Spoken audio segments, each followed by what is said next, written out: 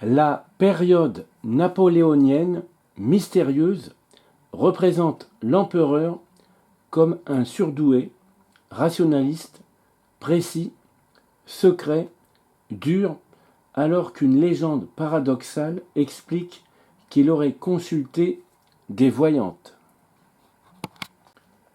En particulier, Mademoiselle Marie-Adélaïde Lenormand, célèbre voyante et cartomancienne, alors qu'il était considéré comme un messie dont la venue était prévue et tracée d'avance dans le cosmos et écrite dans des textes troublants. Après des conquêtes, il connut l'amertume de la défaite, de la déportation et de l'emprisonnement. La voyance est la perception par une personne de faits que personne ne connaît encore, comme Mademoiselle Lenormand. Tandis que les prophéties consistent en la perception d'événements futurs imprévisibles par les moyens normaux comme les cinq sens, ne risquant pas d'être provoquées par l'anticipation des faits, comme on le voit ici, Nostradamus. Les prophéties politiques tentent d'écrire l'histoire à l'avance, prévoyant guerre, révolution, faits historiques des responsables du peuple, comme Agamemnon, César, Auguste et d'autres. Napoléon, qu'on voit ici, avec une dizaine d'annonces célèbres écrites sur sa venue, son ascension et sa fin qui dénigrent le héros et non admirative. La plus ancienne prophétie remonte à l'an 500. Césaire, évêque d'Arles, cultivé, voyant, se mit en tête de prévoir le maximum d'événements historiques dont Napoléon, avec clarté décrivant la Méditerranée, l'aigle, son orgueil, sa fortune contraire et son abdication sur l'île Sainte-Hélène jusqu'à sa mort.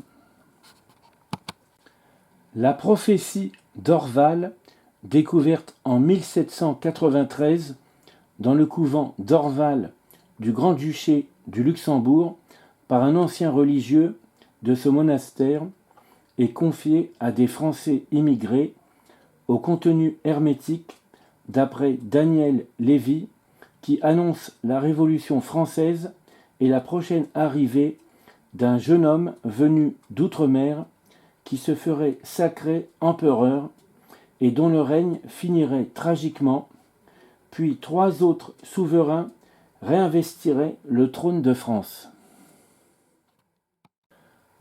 Un ouvrage paru en 1806 a pour titre Napoléon prédit par Nostradamus. Michel de Notre-Dame, né le 14 décembre 1503 à Saint-Rémy de Provence, issu d'une famille de juifs provinciaux convertis au catholicisme. Bachelier en médecine en 1515 à la faculté de Montpellier, pendant que la peste noire ravage le midi de la France, ce jeune homme dévoué et mystique tente de soigner les malades. Il fut titré docteur en 1533. À cette époque, le métier de médecin nourrit mal son homme. Nostradamus s'adonne alors à l'astrologie et aux horoscopes. Dès 1548, le vent prophétique s'empare de lui. Il écrit son premier recueil de 7 centuries qui énumérait les principaux événements de l'histoire de l'humanité jusqu'à la fin des temps. D'abord, il a la prudence de ne pas les publier tout de suite pour ne pas scandaliser ses concitoyens, puis finalement il se décide et fait imprimer ses prophéties à Lyon et il traduit des ouvrages de médecine. Dès l'apparition de ces prophéties, la reine Catherine de Médicis, célèbre pour sa superstition, le fait appeler à la cour du roi Henri II, et cela devient pour lui une consécration. Il avait avec lui la faveur des rois, et on lui demanda de se rendre à Blois pour y faire l'horoscope des enfants de la royauté française. La mort d'Henri II en 1559, que le voyant avait prédite, lui valut une surcroît de renommée. Quand Charles IX montait sur le trône, il rendit visite à l'illustre mage en passant par Salon de Provence. Celui-ci prédit alors la royauté du duc d'Anjou et il prophétisa même la montée sur le trône du jeune Henri de Navarre, le futur Henri IV, âgé à cette époque de 11 ans.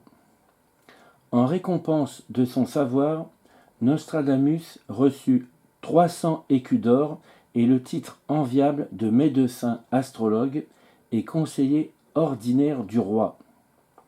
La vieillesse venant, il se mit à souffrir de plus en plus de la goutte et d'hydropisie, et avant l'été 1566, il écrivit en latin sur son calendrier « Ma mort approche ». Celle-ci devait l'enlever à ce monde dans la nuit du 1er au 2 juillet 1566. Il avait 63 ans. On lui fit des funérailles nationales. Ces prédictions sont contenues dans une œuvre très étrange qui contient 10 centuries de 104 ans chacune. Tous les passionnés de l'œuvre de Nostradamus se sont heurtés au problème de la langue qui ne peut vraiment être comparé à aucune autre. Il s'agit d'un langage composite, son style était naturellement soumis aux tournures et au vocabulaire du français de son temps. Elle devint systématiquement obscure, non seulement parce que le français du XVe siècle se trouve souvent affecté par les formes romanes du provençal, parce que l'auteur avait pensé sa phrase en latin pour la reconstituer dans un vocabulaire emmêlé et de termes latins et grecs corrompus et francisés. On se trouve en présence d'une langue absolument originale, comme une sorte d'argot. Il est certain que le mage de Salon de Provence a voulu rendre ses écrits obscurs, en considération d'une devise qu'il s'est gardé d'employer une langue populaire et de l'écrire. Il a volontairement voulu rendre mystérieux et cacher ses écrits, car il savait qu'il risquait d'être détruit dans l'avenir par des prochains responsables très négatifs. Des spécialistes ont traduit ces prophéties dans des rééditions. Nous y retrouvons la mention de Napoléon et l'oracle dit qu'un empereur naîtra près de l'Italie et coûtera cher à l'Empire. On dira avec combien de gens il s'alliera et on le jugera moins prince que boucher, en précisant qu'une bataille, l'une des plus meurtrières, aura pour qualificatif la boucherie sous la neige, et que l'histoire la retiendra. Les versets suivants montrent que dans la pensée du voyant, celui qui n'était que simple soldat quitte la tunique du militaire pour accéder à la gorge impériale. C'est comme un courroux du ciel qui frappera Napoléon quelque temps après son union avec sa femme, et ce sera pour lui le désastre et la mort. La traduction est « Le chef qui aura conduit le peuple loin de son ciel finira sa vie au milieu de la mer sur une île rocheuse. Le chef qui voulait fuir sera gardé dans une grange au milieu de la mer. » Parmi les papiers et documents saisis pendant la Révolution, dans les châteaux, couvents et maisons royales, François de Metz, chargé de cette opération, trouva en juin 1793, dans un lot en provenance de la bibliothèque des Bénédictins, un mystérieux petit opuscule datant de 1542, signé par Olivarius, docteur en médecine, chirurgien et astrologue. On ne sait pour quelle raison ce petit livre fut édité et il parut en librairie en 1815, alors que l'empereur Napoléon, quelques jours après son sacre, si on en croit la rumeur publique, aurait su ses prédictions qui le concernaient, particulièrement s'étant procuré cet opuscule. Il demanda à Joséphine de lui lire, et l'impératrice fut très impressionnée par cette lecture et en fit la remarque à Napoléon, qui lui aurait répondu « Les prophéties disent toujours ce que l'on veut leur faire dire, cependant, j'avoue que celle-ci m'a beaucoup frappé. » Il y a aussi les visions du curé de Bingen, en Allemagne, trouvées en 1872 dans la bibliothèque de la Minerve à Rome. Cette prédiction est datée de 1734, raconte l'histoire de l'évolution mondiale et une période qui concerne Napoléon. La venue de l'aigle et ses hauts faits sont prévus. Don Madrigas, religieux de l'abbé de Cluny, raconte la scène étonnante survenue lors de la messe dans son monastère, car l'un des pères, Calixte, s'est mis à prophétiser à voix haute. Il se trouvait dans un état très particulier, sa figure était étrangement illuminée, et un des religieux présents avait mis par écrit les étonnantes révélations sorties de la bouche du prophète. Elles concernaient la Révolution française et la venue de Napoléon. La tradition transmet pieusement aux générations prochaines la petite histoire au sujet du mystérieux homme rouge qu'est Napoléon Bonaparte, car il y a eu des visions de personnes qui étaient contemporaines assez extraordinaires, comme son père qui, lors de son agonie, eut la révélation de ce que serait la carrière de son fils en 1785. Rappelé par son fils, Joseph, et son beau-frère Fesch, ces phrases sont rapportées par Lacour Caillé.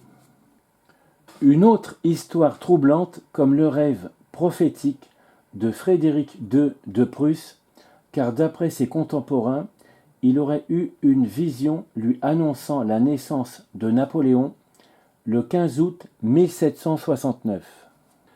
Également, Napoléon a prophétisé sa propre mort avec le stoïcisme d'un chrétien rassasié de la vie, en voyant une comète parue au-dessus de Sainte-Hélène et sembla croire que le ciel lui confirmait l'arrêt irrévocable de sa propre mort dans un délai très proche. Les faits sont confirmés dans le mémorial de Sainte-Hélène. Les domestiques rapportent qu'ils ont observé une comète vers l'Orient et que l'empereur s'est écrié avec émotion que c'était le signe précurseur de la mort de César, car il avait dit dans sa jeunesse « Les grands hommes sont des météores destinés à brûler pour éclairer leur siècle ». Et il y a aussi la prophétie de Cagliostro qui, avant de mourir fou dans les prisons de Rome, aurait prédit la carrière de Bonaparte.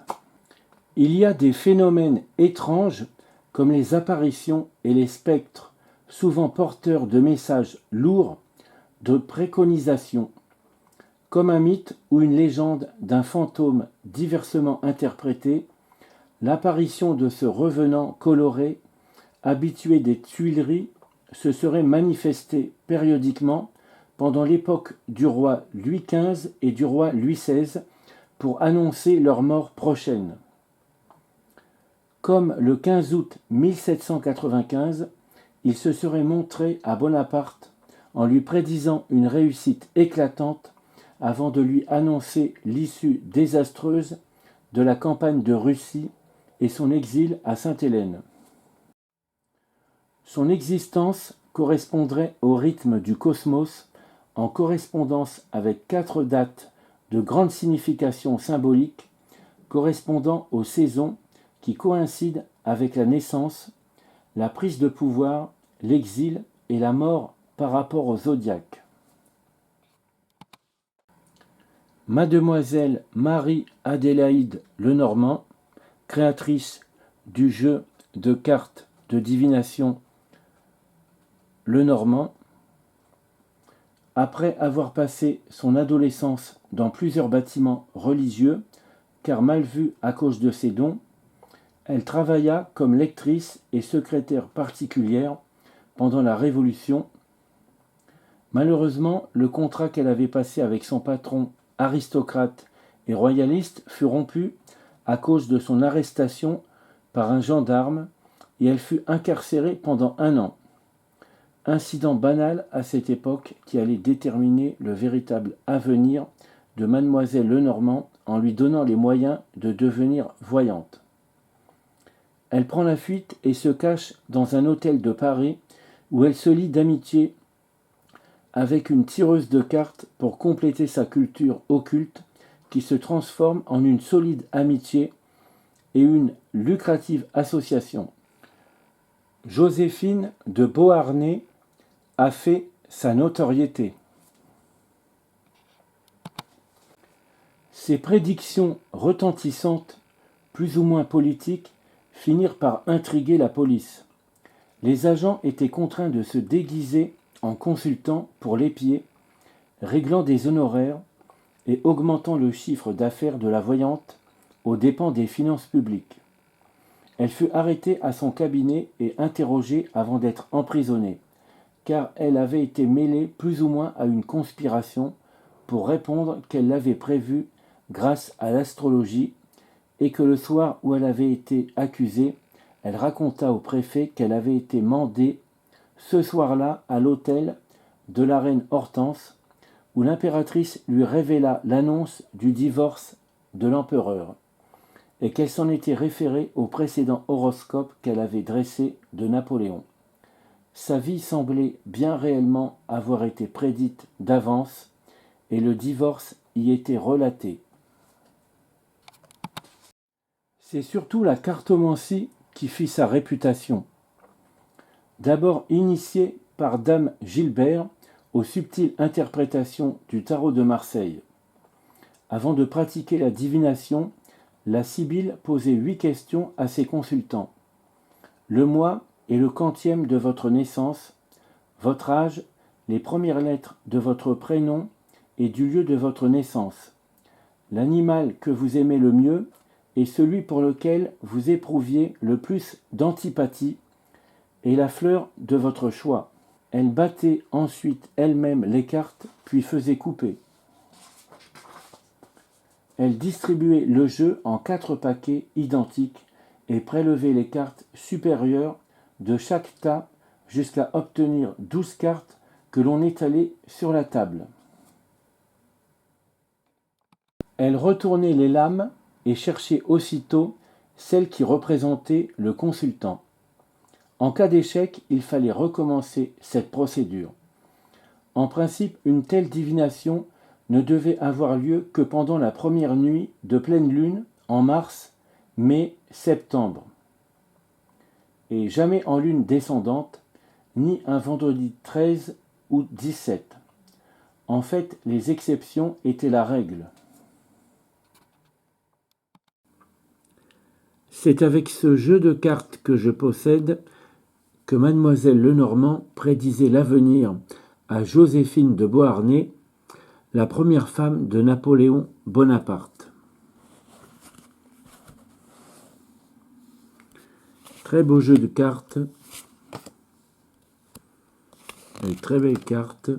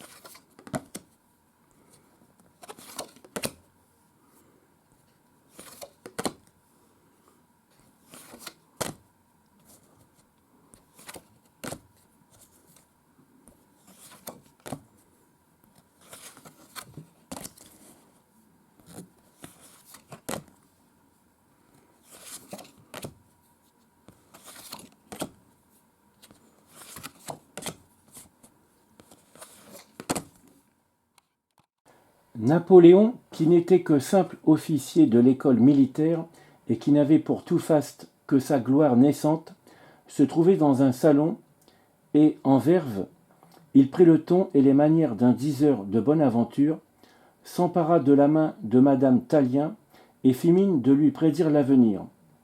Les pensées qui doivent l'agiter au moment où il dit la bonne aventure pour gagner un appui, l'esprit d'un jeune général n'ayant d'autre culte que la gloire. Dans un coin du tableau, vous voyez un groupe de jeunes femmes considérant la scène. Elle rit des prophéties improvisées par Bonaparte et de sa piteuse attitude. Remarquez cette brune à la beauté langoureuse, pleine d'abandon et de nonchalance. C'est la veuve Beauharnais.